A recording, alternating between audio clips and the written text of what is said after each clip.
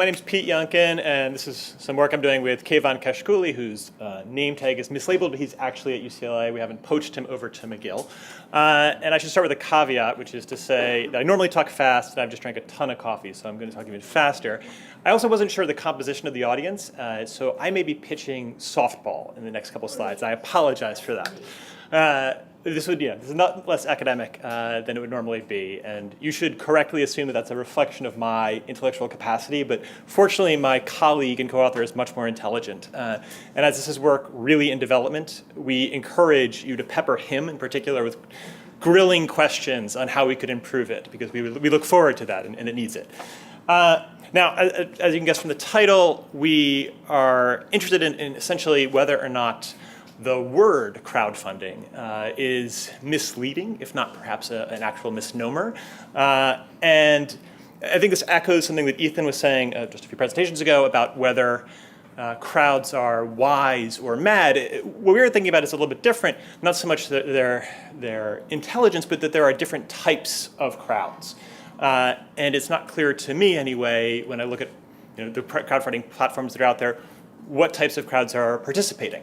And so you can think of this fairly simply as almost every Saturday in a town like Berkeley, you're going to have a crowd of people collect at the farmers market downtown and go about their shopping. And that is a very distinctly different crowd from the one that will gather on Sunday at the Oakland Coliseum, or I guess the Oco Arena now, or at Lincoln Financial Field in Philadelphia, or we'll gather up the hill actually on Saturday night to see a football team.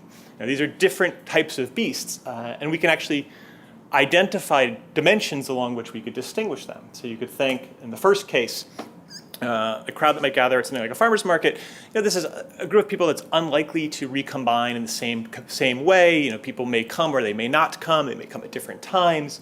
They're going to pay essentially fairly little attention to each other. So if the person next to you is buying a dozen pluots, that's not going to influence your interest in pluots all that much. And you don't care what people are wearing, and you don't care if they decide to move counterclockwise through the farmer's market as opposed to clockwise. Like, these things aren't going to affect you, right? There's a fairly weak enforcement of norms. In fact, my guess is the only norm that would be sternly enforced in situations like this is a smoking ban.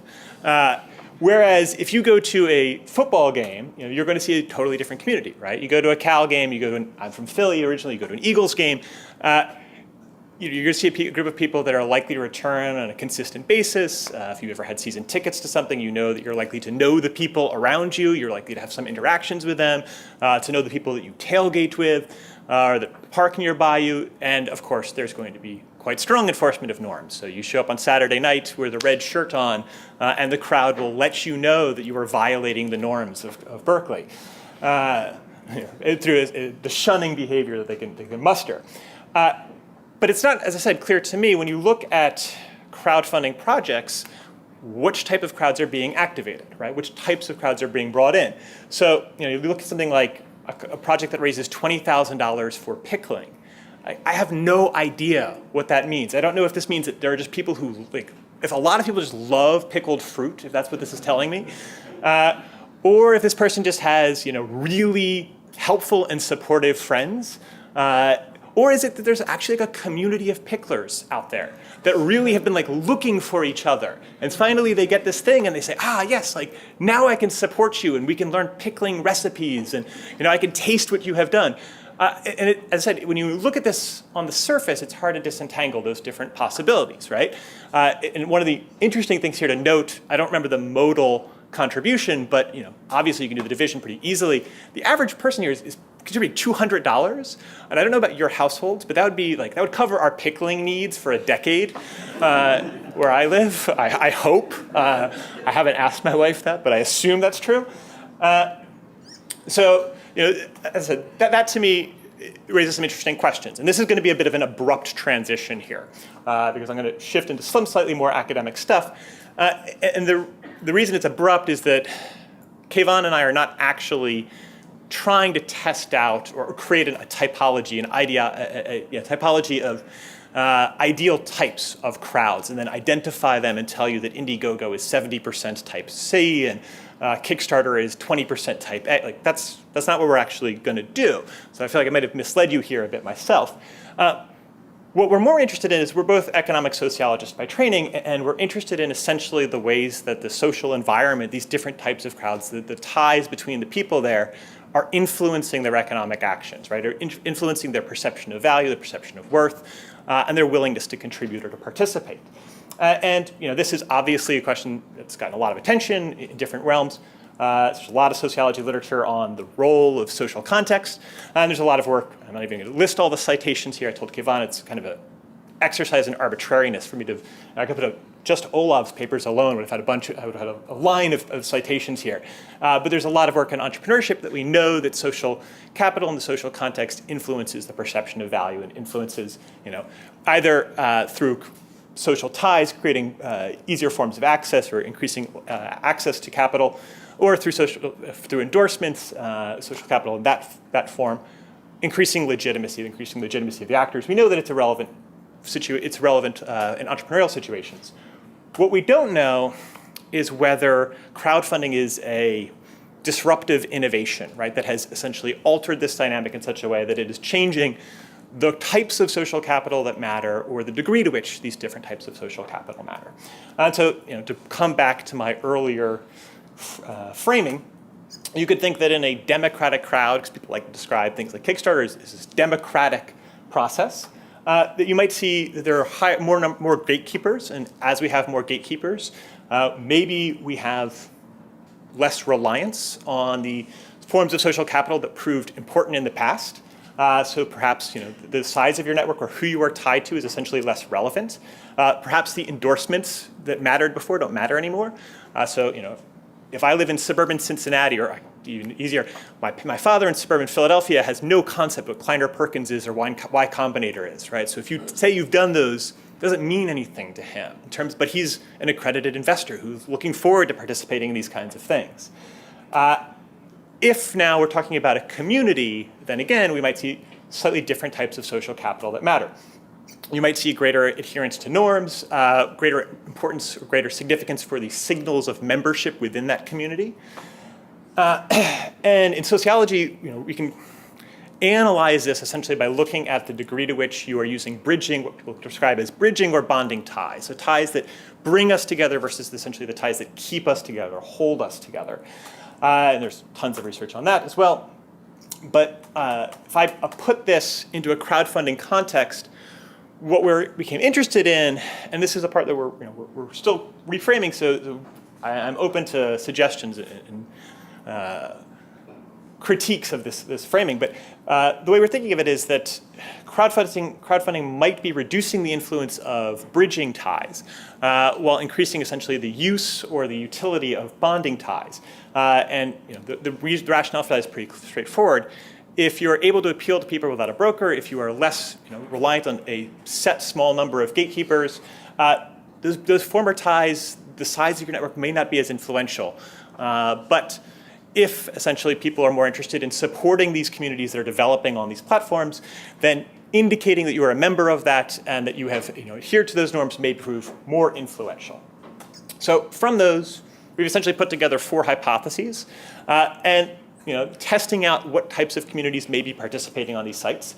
The first one is fairly straightforward, that this is not that different. That forms of social legitimacy, these forms, I should really say social capital, excuse me. Forms of social capital increase the amount and likelihood of success. So if you have formal credentials, if you have gone to a university, if you have an engineering degree, if you have industry experience, if you have endorsements from important influential individuals, this all should prove it should increase your likelihood of success. It might be that this is essentially a more neutral market, that because it is more democratic, that those things are less relevant, and so we actually see that what matters here is more the pure indicators of quality. And the ones that we're more interested in are real. They're not quite strawman arguments because we think that might be happening, but the one we're more interested in here is the degree to which it's a community, right? So whether or not greater embeddedness within that community increases your likelihood of success, and whether in the last one, whether it moderates the influence of the other variables. So whether being a member of this community essentially makes it less important that you have classic forms of social capital, or that you have classic indicators of quality. Now, we're using this totally crazy data set that no one's ever heard of called Kickstarter. And we're doing something a little bit different. We only are looking at about 600 projects that we've had a team of now 8 research associates coding. We took randomly from April and May of 2012. And we're just looking at ones where people are actually trying to sell something. So some of these projects on Kickstarter are essentially free concerts. And those are more obviously community-centered. So we've removed those from the sample. And we had our RAs essentially dual code, at least 2 people code every one of these projects on a whole host of variables. So things like, what's the quality of the video? Is the video professionally edited? Do they show the product? Do they show the product in use? Does the founder themselves speak? What's the gender and the race of the founder? We're looking at the clarity of the project. Was it easily understood afterwards? What's the content of the description? Those kinds of things. So we come up with these variables, which I'm happy to talk about. And the way we're analyzing this is simply using OLS regressions and the logistic regressions, although we've done some robustness checks using 2-stage regressions as well and found essentially the same results, although with some interesting differences. So let me get to the results, because I think I might almost be out of time. So these are simplified results. We've got a lot of controls here. We found our first hypotheses, not surprisingly, turn out to make sense. You do see that some of the forms of social capital matter. They do increase both your likelihood of success and the amount raised, as do whether or not you've got famous affiliates. And then the quality ones, some of the quality ones matter as well. What we're, as I said, slightly more interested in is these embeddedness ones. And here we just find embeddedness as whether or not you backed other projects on the site, so whether you were involved in other projects on the site, although there are some other ways to assess that we've also looked at. And the reason we include a square term here is because if it's a bonding form, you might start to see that there are constraints the more embedded you become, right? So the more those norms enforce you, it actually may harm you instead of it being just essentially a constant increase.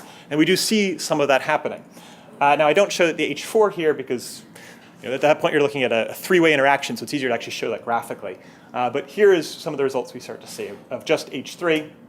And this shows all, found people who have backed up to 40 different projects. About 90% of people only back 10. So if you look at that, you see an almost linear effect. But there's a clear effect being embedded, increasing your likelihood of success, and also increasing the amount raised. Although again, here you start to see that there is some constraints, right? It gets more dispersed. There's more variety, variance in the outcomes at the end, but you do see some sense of the constraint. Before Olaf gives me the hook here, I do want to show these H4, our fourth hypothesis about whether or not it moderates the effects. This is an interesting one because we had our RAs quoting whether or not what the quality of the writing was. Do they understand what the people were saying? Do they have a good sense for the project afterwards? And you can see that if you hadn't backed anybody, it's really influential. It's very important. The more embedded you are in the community, essentially, the less important it becomes, to the point where, when Twister, you've backed about 5 people, it's irrelevant, right? The quality of your writing, you get a pass on bad writing.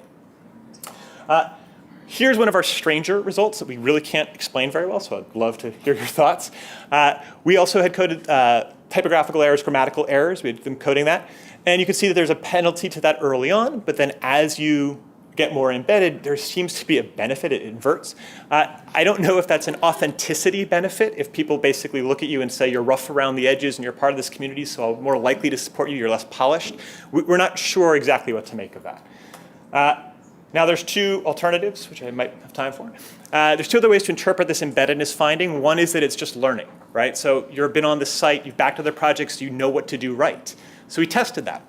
By asking, okay, if you are embedded, are you more likely to have errors? Are you more likely to have a well-written description? Are you more likely to adjust a goal? None of those things proved significant. The only thing that did prove significant was that they are more likely to have a high-quality video, which is essentially a professionally edited video. You'd be surprised how many of these videos start off on someone's shoulder for 30 seconds before the person adjusts their camera and never edits that out. Seriously. So. It does seem that there's some learning, but it doesn't seem to be driving it. It's also possible that this is just symbolic, that these are just some forms of legitimacy, but they're not really activating a community, right? That I see there that you've backed 3 people, and that's a symbol of something. But it doesn't mean that you're bringing in a community. So we looked at the composition of the backers and to see if you're able to essentially bring in more embedded backers, if that affects your likelihood of success, and it does, right? So if your average if the number of people that your backers have backed increases, you are likely to raise more money. And if the percent of people who are backing you who have also founded projects increases, you're also likely to raise more money. I also looked at the comments, because people can comment on other projects. We looked outside of the project they funded. This is essentially T-1. So once they have backed your project, how many had they commented on beforehand to see how involved they are?